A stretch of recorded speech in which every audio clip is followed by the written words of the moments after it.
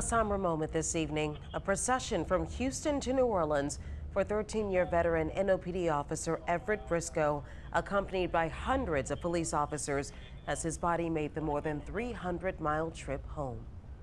Good evening and thanks for joining us. I'm Cherise Gibson. And I'm Katie Moore. Detective Briscoe's back in New Orleans after that long journey from Houston, where he was supposed to be having a fun weekend with fellow members of Zulu. But he and another member were shot after complying with robbers outside of a restaurant.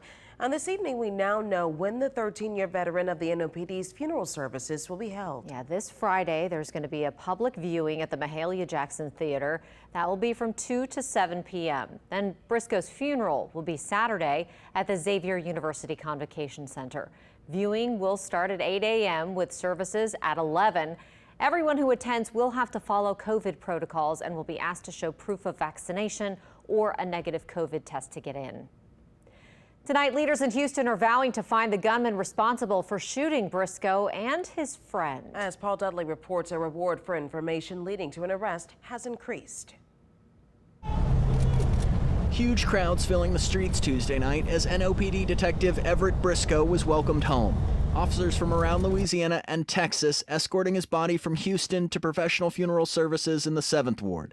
Accompanied by Briscoe's wife, Terrell, council member and friend Jay Banks had few words, but offered this message. And make sure that you tell everybody you know today that you love them, because it might not be a chance to do it. Briscoe was on a trip to Houston with members of the Zulu Social Aid and Pleasure Club when he was gunned down during an apparent robbery attempt at a restaurant near the Galleria. Clearly, the time that he was taken from us was too soon, but we're going to stand united as a city and as a people.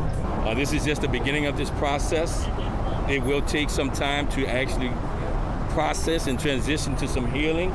Briscoe's friend, Dyrin Riculfy, was also shot. He was seriously injured and remains in a Houston hospital. The gunman got away, and officers are looking for these men and a silver or gray Nissan Altima with paper tags. Houston police say they've gotten many tips, but still no arrests. Leaders hope money can change that. On the same day Officer Briscoe's body arrived back here in New Orleans, there was a major announcement. The reward for information leading to an arrest has been increased to $100,000.